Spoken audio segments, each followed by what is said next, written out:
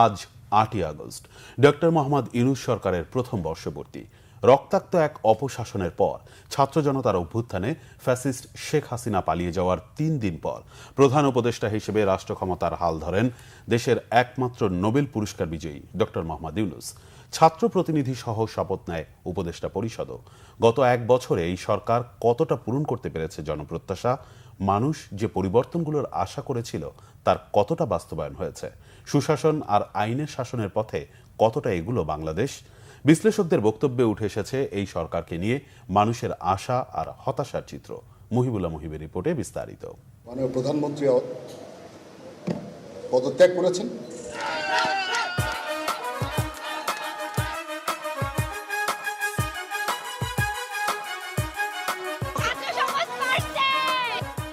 পাঁচ আগস্ট ২০২৪ ছাত্র জনতার এক বিস্ময়কর গণ অভ্যুত্থানে দেশ ছেড়ে পালিয়ে যান তৎকালীন প্রধানমন্ত্রী শেখ হাসিনা।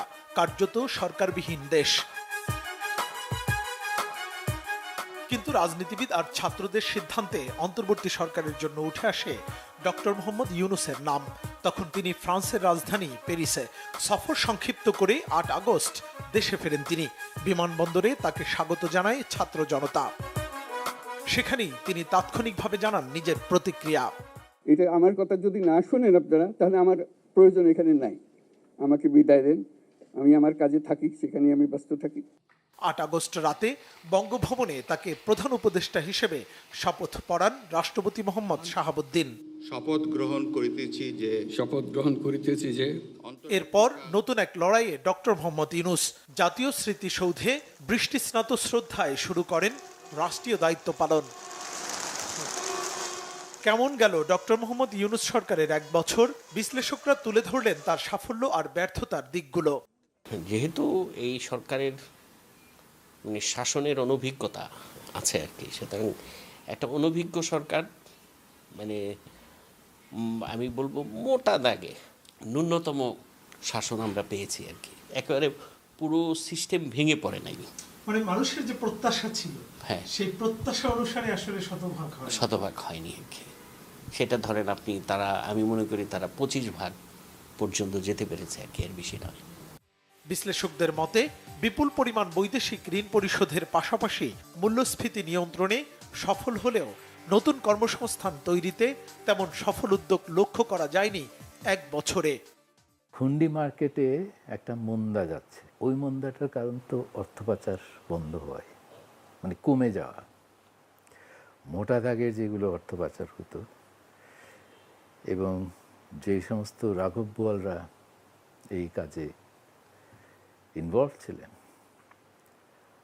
তাদের মধ্যে অনেকে নিজেরাই পাচার হয়ে গেছে এবং ওখানে যে শূন্যতাটা তৈরি হয়েছে, যেটা আমরা দেখেছি যে বাজারে বা ঘাটে চাঁদাবাজিরও একটা শূন্যতা হয়েছিল জুলাই মাসে, অগস্ট মাসের, কিন্তু সেটা খুব দ্রুত পূরণ হয়ে গেছে।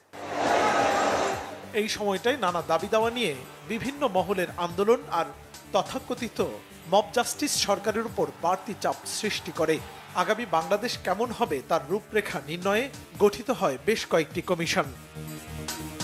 সব মিলিয়ে জাতীয় ঐক্যমত্য কমিশন গঠন হয় সংবিধান সহ দেশের শাসন, বিচার ও আইনের ক্ষেত্রে সংস্কার আনার উদ্দেশ্যে। দেশে বিদেশে নানা ষড়যন্ত্রের মুখোমুখি হন ডক্টর মোহাম্মদ ইউনূস। ভারতের রহস্যজনক ভূমিকা সত্ত্বেও দেশটির প্রধানমন্ত্রী নরেন্দ্র মোদীর সাথে দ্বিপাক্ষিক বৈঠক করেন ব্যাংককে।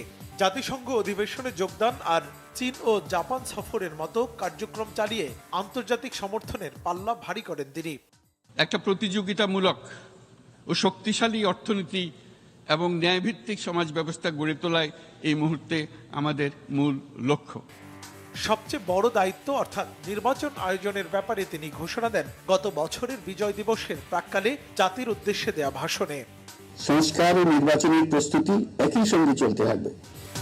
পরবর্তীতে লন্ডনে বিএনপির ভারপ্রাপ্ত চেয়ারম্যান তারেক রহমানের সঙ্গে বৈঠকে নির্বাচন ফেব্রুয়ারিতে আনার ব্যাপারে সম্মতি দেন তিনি। সবশেষ ৫ আগস্ট রাতে জাতির উদ্দেশ্যে দেয়া ভাষণে নির্বাচনের প্রায় সুনির্দিষ্ট তারিখ ঘোষণা করেন ডক্টর মোহাম্মদ ইউনূস। আগামী রমজানের আগে ২০২৬ সালের ফেব্রুয়ারি মাসে জাতীয় নির্বাচন অনুষ্ঠানের আয়োজন করেন। ডক্টর মোহাম্মদ ইউনূস সরকারের আরেকটি আলোচিত কাজ হচ্ছে একই দিনে ছাত্র জনতার কাঙ্ক্ষিত সেই জুলাই ঘোষণাপত্র ঘোষণা করেন জাতীয় সংসদের দক্ষিণ প্লাজায়। 5ই আগস্ট 2024 সালে গণঅভ্যুত্থানে বিজয়ী বাংলাদেশের জনগণের আকাঙ্ক্ষার প্রতিফলন হিসেবে এই ঘোষণা প্রণয়ন করা হলো। সবশেষ বৃহস্পতিবার উপদেষ্টা পরিষদের বৈঠকে ডক্টর মোহাম্মদ ইউনূস জানান, সরকারের দ্বিতীয় ধাপ শুরু হয়েছে, আর তা হলো সুষ্ঠু ও অবাধ নির্বাচন আয়োজন করা। ডক্টর মোহাম্মদ ইউনূস সরকারের 1 বছর পার হয়েছে, আরও অন্তত 6টি মাস তিনি দায়িত্বে থাকবেন।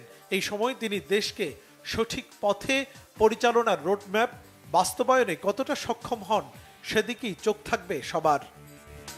মুহিবুল্লাহ মুহিব, বাংলা ভিশন, ঢাকা।